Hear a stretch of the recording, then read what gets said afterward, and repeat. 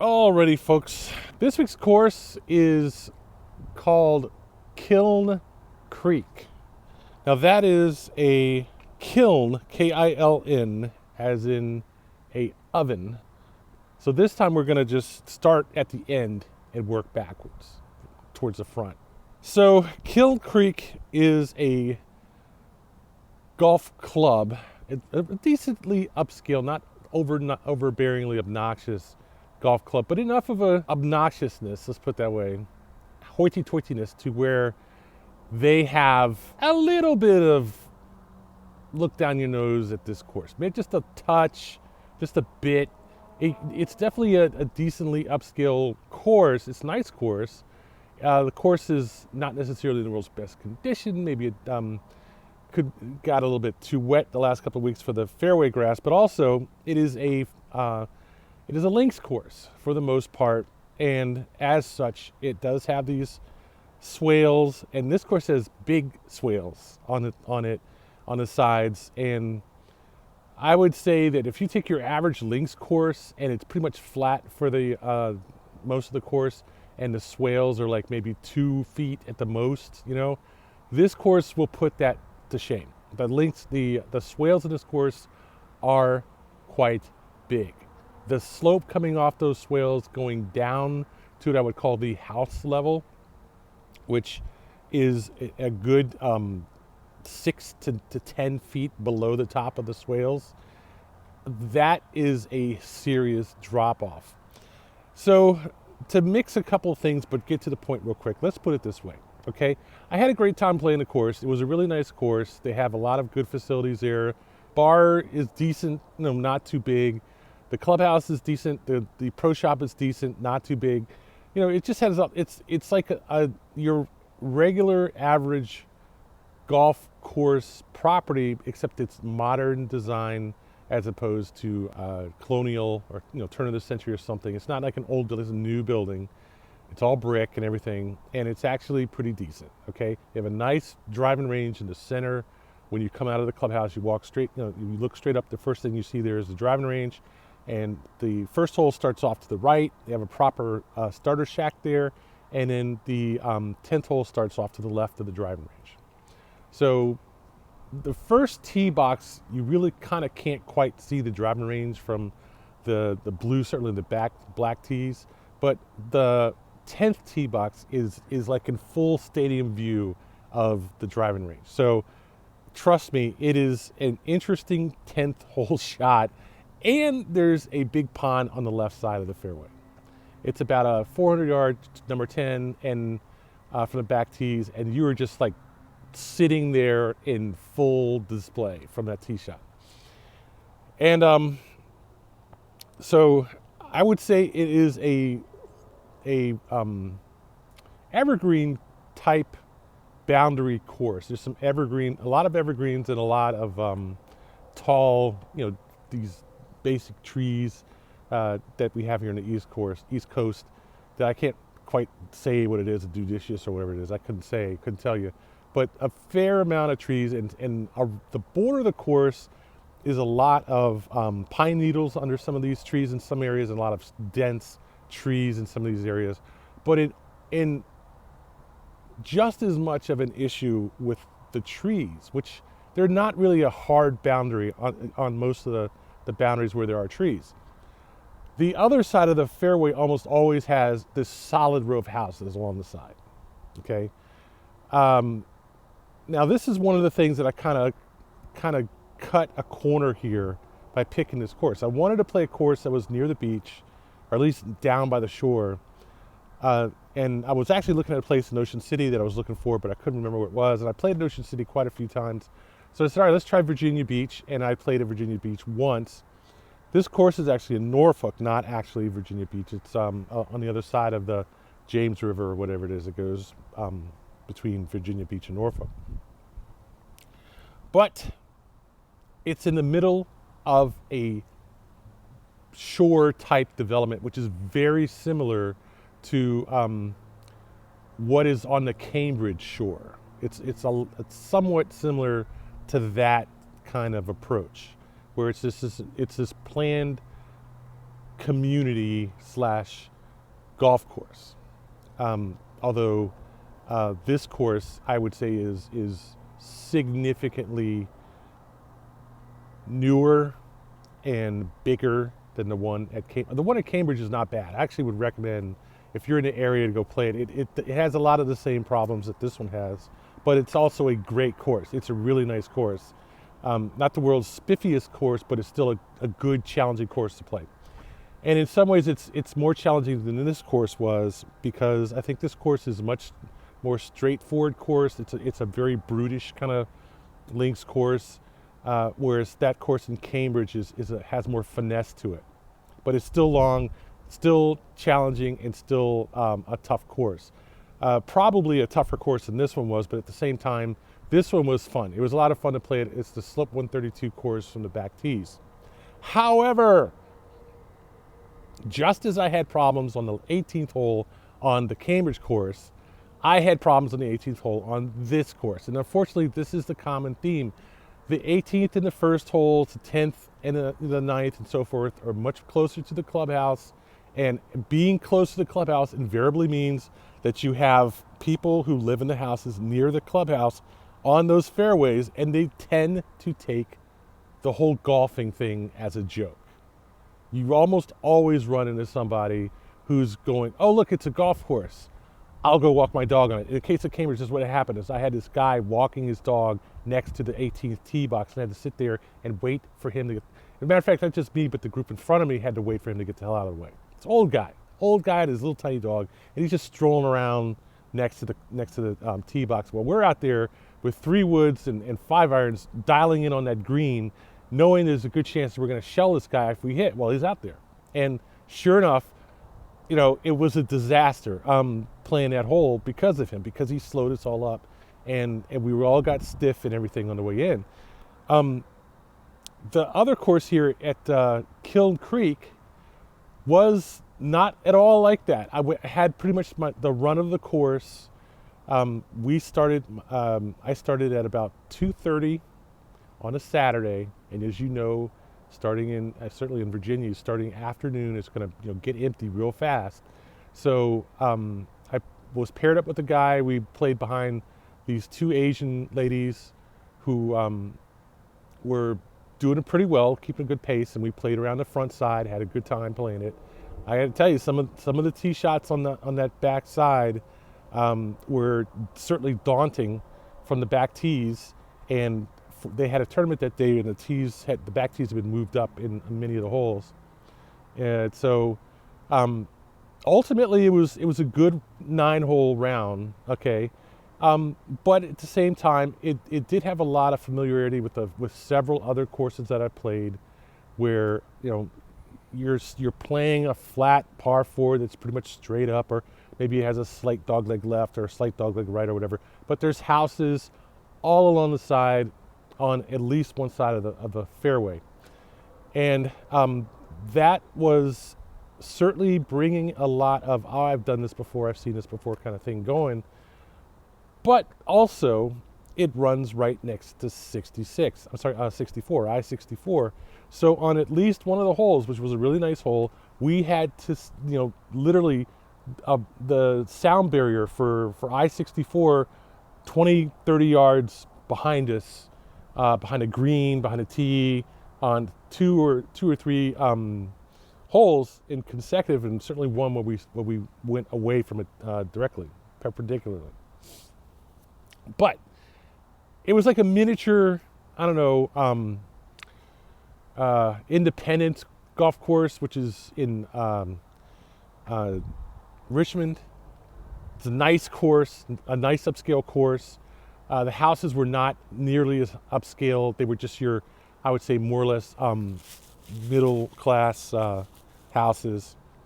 Decent houses though, but just a lot of them. Just literally this constant like layer of housing. And if it wasn't for the fact that they had such a large slope there from the fairway down, you had to go over those lofts, those bumps, and come down to where the houses are. It wasn't for the fact that they were so far down. And we played decently well golf, I would say. We weren't putting balls off the side or spinning them off the side or hitting them off the side. So we kept our balls pretty much under control. We really didn't go out of bounds anywhere, certainly. And I think that if I had been on that course 2 or 3 years ago, I would have had 5 or 6 balls in someone's house or someone's yard. As it was, I had to work hard to put one just over the OB line the entire way around the course. And I did that with a 3-wood, had just this beautiful 275-yard shot to the green, and I tried to draw it off the side or cut it or something, I forgot what, and it just went right straight off the corner of the green down onto the guy's yard just left of the green. But the point is, it was like an oversized, giant size course in some ways. And I thought it was a great course. I was like, on some of these holes on the backside, you couldn't put the ball in the woods. There's just too much room across the fairway from one side to the other and off the fairway. There's just way too much room to put a ball in the woods. So ultimately, I had a really great time playing it. It was a good front side. The back side was even better.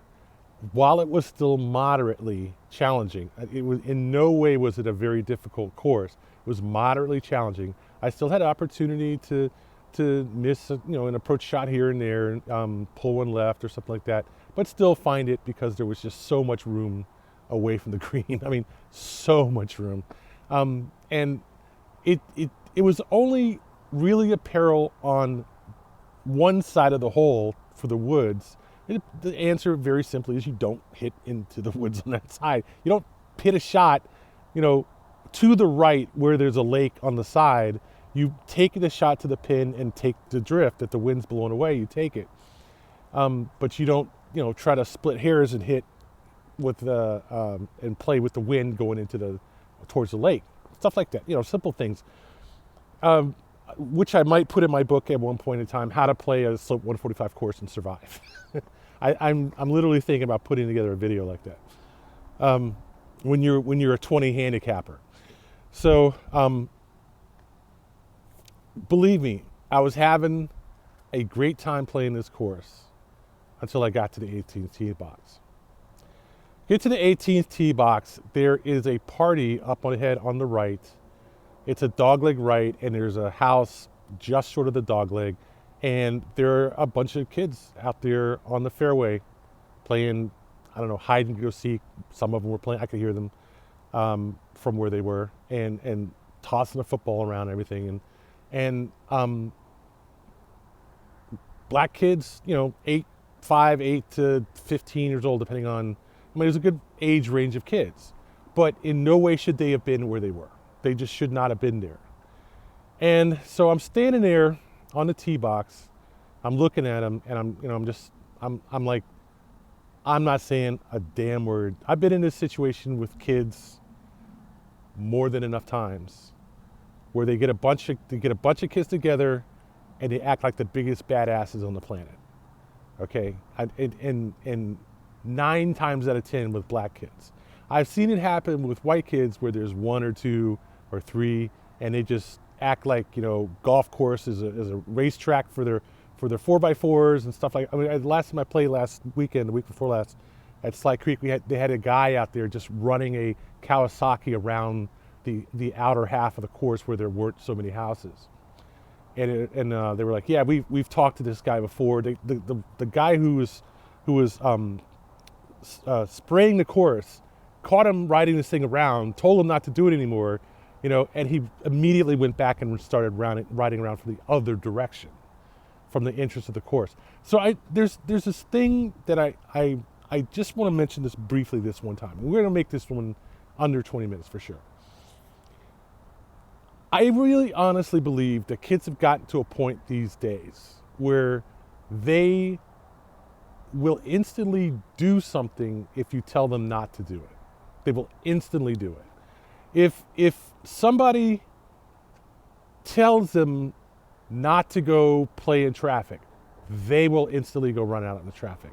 If someone says don't be loud or run around inside a building or inside of a store or don't steal stuff from the store, don't go in and cause a lot of trouble, don't be loud and obnoxious, they will immediately go and be loud and obnoxious.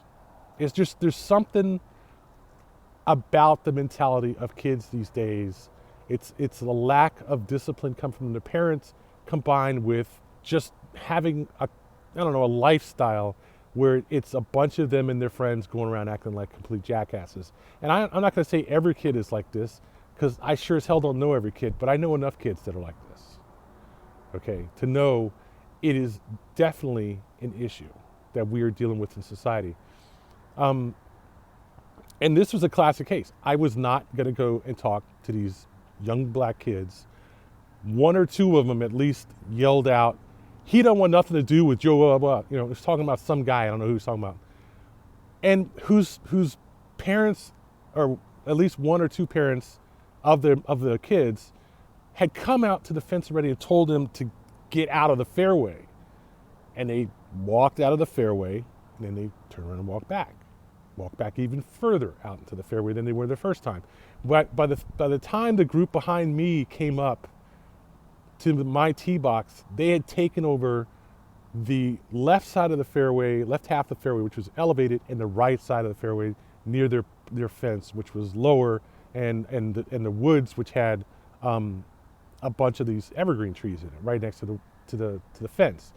And as you can see or saw in the pictures, there were little to no protections from these properties. If you went off to the right or off to the left or something offline, those balls were just going to go zipping through the trees into someone's. I mean, literally, I could see every house in that place getting shelled. I don't know, the first hole, I couldn't even believe that they had no netting on those houses. So I wasn't going to take a chance to hit where a bunch of kids were standing. That's number one. Number two, I was actually kind of relishing what was happening, that I could stand there on the golf course at what had to be about 4:30, 5 o'clock in the afternoon, and a bunch of these black kids would basically just thumb their noses at me and not move. Not just once, not just twice, 3 times, and not get out of the way, okay? So what happened was the group came up behind me. It was the 2 Asian couples in their mid-50s, still spry, but not, young at all. And the one guy in one group looked at me and said, "Why don't you go up there and ask them to move?" And I just laughed. I said, "The hell I am going up there and ask them to move. Are you kidding me? And if you had any sense, you wouldn't do it either." So, of course, the first thing he did was get in his cart, drive out there, ask them to move. The first thing he did. And so he's out there talking to him. He's talking to him for a good minute, and they're still there. They didn't move out of the right side of the fairway, but they moved out of the left side of the fairway. So he was over on the right, sort of the middle of the right side, and talking to them, and they all moved over right of where he was. So then somehow this big black dude came out, and he's like 5'8" something, and 275 came out, and yelled at him and said, "Get out of that fairway, get off that course." And the kids all came off the course to the edge of the trees, where they were standing in the trees, but they still were on the course.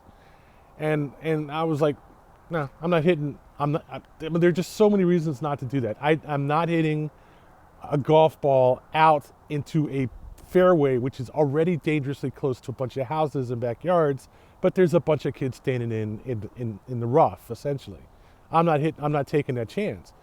And so when the Asian couple pulled out and hit their shot on the left side, with kids sitting in the fairway or standing in the fairway on the right side, and they went ahead and hit, and I was like, okay. And so they got in their cart and drove up, and they were playing from the white tees, and I was playing from the back tees. The back tees were on the right, and the white tees were on the left. They got in their carts and drove off. I drove up behind them and just went around. I didn't say a word to them. Didn't say a word. And again, I'm going to say this, a full disclosure. Part of me was glad that happened. I had the same type of happiness that most white people have when they see a bunch of black kids fucking up. Okay? Because it just goes to show their point that black kids are trouble. I already know black kids. You don't need to tell me that black kids are trouble. I grew up with a bunch of black kids. Okay? I also grew up with a bunch of white kids. And I've seen every one of them be trouble. Asians, Latinos, whites, blacks, you name it, rich, poor, upper class, I've seen them all be trouble. Okay? I'm not going to get into why. I'm not going to go into sociology here. Okay? I've seen them all be trouble. And I was not surprised by their response when they saw me come up on the tee box. Not at all. I knew they weren't going to start any shit with those Asians, though. That I knew. And they didn't start any shit with those Asians. They meekly got off to the side. It's much more of a problem with non-Asians than it is with most other ethnicities in this country. But I wasn't going to be surprised if they started shit with the Asian couple too. I wasn't going to do it. I think the big problem with them was they were so small. I mean, literally those four people were about the size of some of the kids, you know, that there just was no challenge in it for them to start shit with them. So they went ahead and moved out of the way. But they did go back to the right side of the fairway and let them hit up the left side. And that's the facts, man. I'm lucky to hold this down under 25 minutes. Let me put it to you this way. This was a good course. It was a nice course. It was just off I-64. It was fairly easy to get to in Newport News. But as usual, and I will say this for the 700th time, if you play a course that's in the middle of a neighborhood, you have to be ready for at least one asshole on that course. Because there are so many houses, so many opportunities for people who do not play but live there, and the course is there all the time, and they just take it as if it's their public course, a public park. You are going to run into at least one person who does that. And the benefit of playing out in the middle of nowhere, out in the middle of the mountains, or out where there's no houses around the course, is that almost never happens. I'm not saying it will never happen, but it just is so small of a problem compared to playing courses in developed neighborhoods with plenty of houses around them. You are taking that chance when you play a course like this. And so it was. That's Kiln Creek in Newport News. I thought it was a great course. I didn't think it was like a world beater course. I've definitely played better courses. But for what it was and where it was a pretty good course. And I would have given it a B except for that one thing. But that one thing did happen. And it wasn't the only time it happened in the last week. It happened at Sly Creek, or Sly Fox, the week before. Except it was just one asshole driving one of those long 4x4s, like the Kawasaki thingies. Like it was a dirt track somewhere in the middle of someone's property who had rented it out to him. He just bogarted his ass around the entire course for a good half an hour, 45 minutes on this thing. Just blasting around the car path. I don't know what to say, man. I mean, the problem is, how do you get people who are assholes to stop being assholes? It's really that simple. Kiln Creek suffered as a result. I'm unfortunately going to have to just put it in the column of courses that would have been a better experience if I hadn't had to deal with some dick that lived in the area, or right there in the course. Not the only course by far that this has happened. Stonewall in what is it? Off Veers Mill Road. Veers Mill Road, I guess is something. Route 29 in before you get to Warrenton. In the summer, it's ridiculous. You got kids out there all day long fishing all over the course, and they just have no clue that it's a golf course. Oh, there's a ball whizzing over our heads at 150 miles an hour. They don't even care that you're playing. They will just sit there and golf like you aren't even an issue. And the summer golf in a neighborhood course, you just got to be ready to deal with that. That's all I can say.